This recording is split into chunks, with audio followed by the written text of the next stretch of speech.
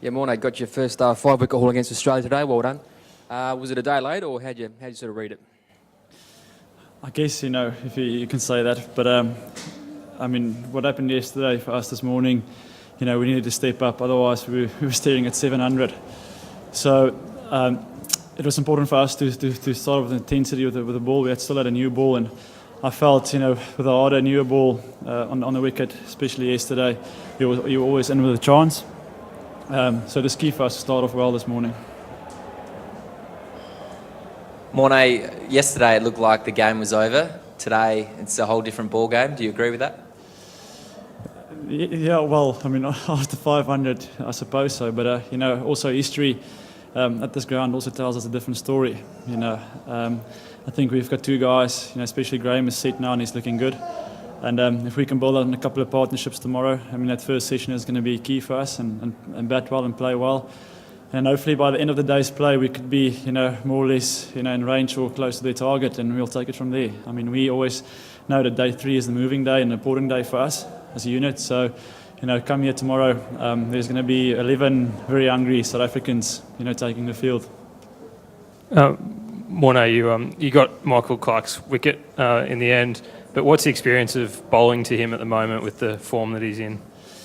Yeah, obviously he's in fantastic form, and I was hoping at one stage to take a squash ball onto the field because the way he was seeing the ball was like we were bowling with a beach ball. But anyways, he played, beautifully, and things are going his way at the moment, and so I think it's important for us to find a way for the next innings or for the next test to stop him from scoring runs. Obviously, it's no point getting a team 3 for 50 and then after that it's a massive partnership. So it's important for us now to find a way and hopefully we can get that. Morne, are you suggesting that you'll bat there'll be a bit more intent tomorrow, that the run rate will increase? Because you've gone on at 3 today. Australia were going about 5.5 for most of their innings. Look, I think there's so much time left in the test match. We don't have to fall into that trap. I think if we go to 3 and there'll definitely come a period where we'll pick up the run rate a little bit. So I think for us, it was just important to get a couple of good partnerships going today. And unfortunately there was 1 or 2 soft wickets. Like I said, for us, it's just the key is to get the build on partnerships, and we'll see. I'll assess how we go tomorrow. Tea time and those sort of things, and you never know. Morne, where to for Imran now?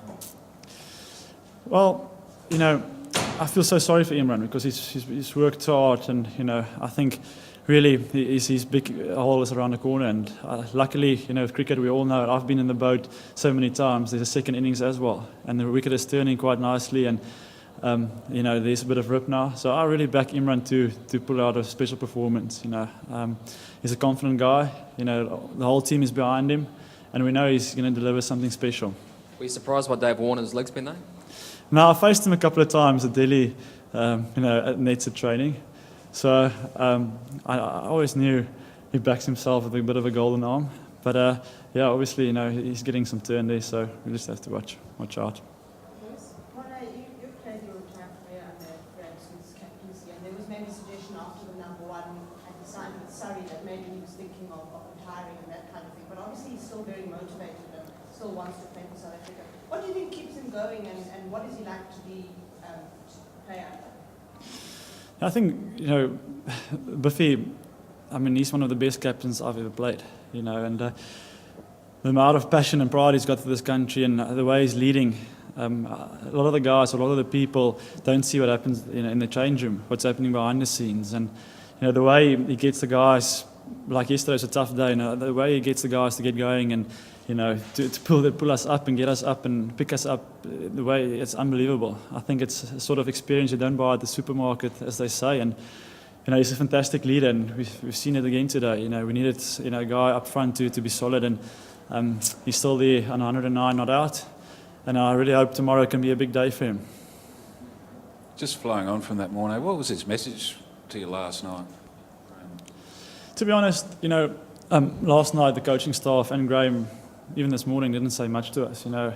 I think in a way, we're a team that we realised and we know what was needed to be done. You know, the time for talking in a way was over, so we needed to react and we needed to step up and pull up our socks. You know, I mean, I know it wasn't our best performance yesterday, but it is also a performance that we needed to put to bed and really come back and be strong this morning. You know, like I said, if we were gone through the motions this morning, we would have looked at 700, and then you know we were really in deep trouble. But luckily, we know, like I said, this team always finds a way to fight back, and I think in a way you can never count us out, and we'll fight now for the next 3 days, and hopefully it can go well. Morne, I think after stumps last night, probably most South Africans felt like they did after Australia's innings in the 4-3-8 game. You know, we all know what happened there, but you've had a better day today. How much more do you think you have to do to pull it back to an even keel? Is it a time equation or a numbers equation? I think it's a little bit of both. You know, like I said, I think the game plan would be not to even look at the scoreboard, just to bat, you know, and see how we go from there. And then obviously during breaks, lunchtime and tea time, assess and see how we are. As soon as you start playing the scoreboard and all those sort of things, you know, I think you can put yourself under pressure. And you know, the experience we've got with AB and those guys still you know, coming into bat, Faf, and they type of guys who can rotate the strike and also score the quick rate. So if needed, you know, we can pick up the rate. But you know, like I said, there's so much time still left in the test match. So it's for us just to get solid foundations and partnerships going. You know, that's the key for us now. I mean, we're at the back foot and we fought our way back nicely. And then, you know, for us it's just important now to tick on that. Morne, what kind of shape is Jark in? How is he sort of moving in today? And do you think he'll be all right batting?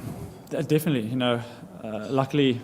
He had another day's rest now, and obviously tonight as well, and then tomorrow morning I think he'll start running around a little bit and things. So for us it's important to in a way be strong today, and for him to get that little bit of extra rest. But like I said, you know, Jark is an unbelievable leader as well for the team, and when needed, you know, he'll step up.